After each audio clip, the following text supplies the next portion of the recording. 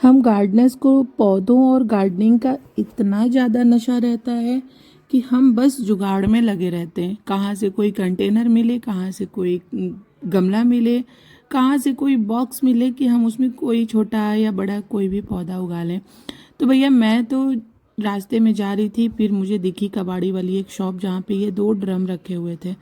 मेरा तो एकदम से जैसे खुश हो गई मैं, और मैं जाके उन कबाड़ी वाले भैया से पूछी कि भैया ये ड्रम आप मुझे दे दो। उन्होंने बोला मैम हम आपको दे देंगे, लेकिन इसके हम 1000 रुपीज़ लेंगे। तो हमने उनको 1000 रुपीज़ दिए और खुशी खुशी ये ड्रम मैं अपने घर लेके आई। फिर एक भैया को बुला के मैंने इसको हाफ हाफ कटवाया। फिर मैं और पतिदेव इसको उठा के छत पे लेके गए। इसकी मिट्टी मैंने एक भैया को बुलाया था, नीचे से मिट्टी और सारा जो भी मिट्टी रेडी करने का जितना भी सामान होता है वो करने के लिए, क्योंकि ये बड़े बड़े गमले हैं और ये अकेले के बस का नहीं था। तो भैया को बुलाया और उन्होंने बहुत ही ज़्यादा हेल्प की गमलों की मिट्टी रेडी करने में। हमने बहुत ही अच्छे से गमलों की मिट्टी को रेडी किया है। पतिदेव ने भी मेरी बहुत हेल्प की।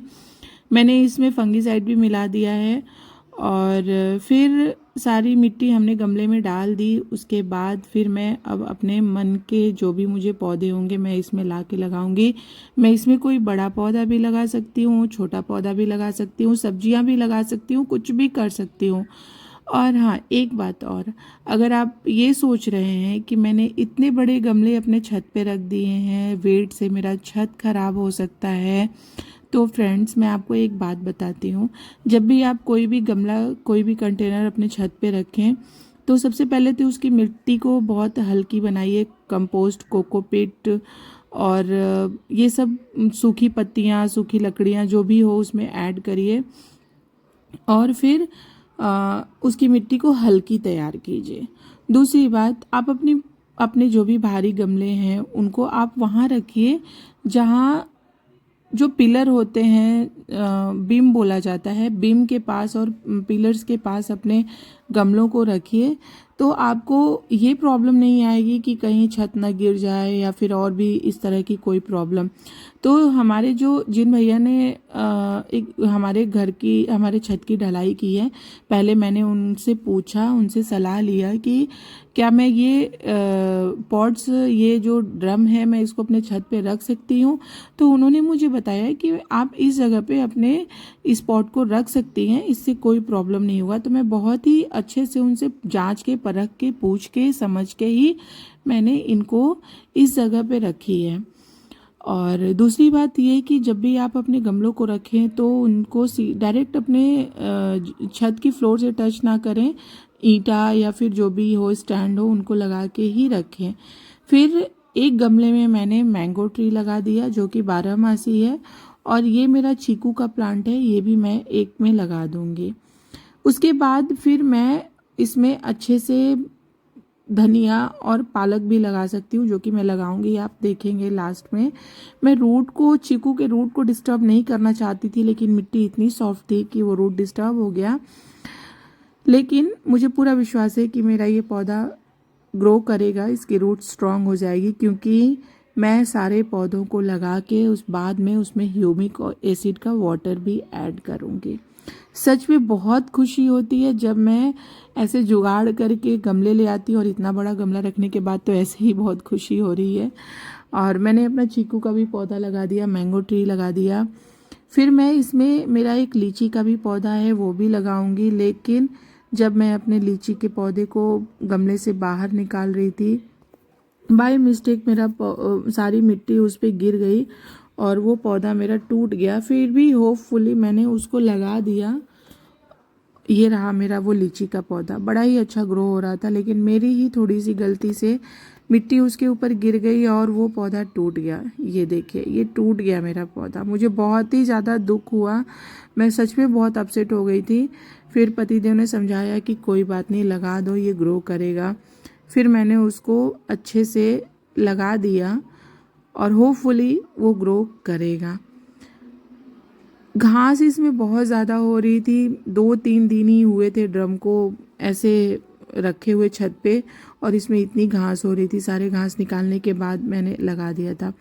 फ्रेंड्स, आप भी, अगर आपके पास छत है, गार्डन है, या कोई भी ऐसी जगह है जहाँ पे आप गार्डनिंग कर सकते हैं। मैं तो यही सलाह दूंगी कि आप गार्डनिंग कीजिए, पौधे उगाइए।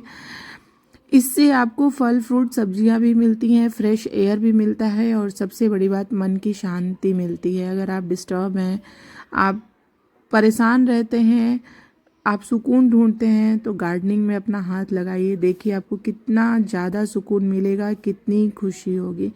भाई मुझे तो बहुत सुकून मिलता है और मेरे साथ साथ अब तो मेरे पति देव भी गार्डनिंग में धीरे धीरे हाथ बटाने लगे हैं। और मैं देखती हूँ कि अगर वो कभी स्ट्रेस में रहते हैं तो आजकल वो काफ़ी हैप्पी रहने लगे हैं, स्ट्रेस से दूर रहने लगे हैं और मुझे इस बात की बहुत खुशी होती है और मेरी भी बहुत ज़्यादा हेल्प हो जाती है। पालक के सीड लेके आई थी और धनिया के भी, जिसको रात को मैंने भिगो दिए थे और इनको मैंने इस गमले में डाल दिया है।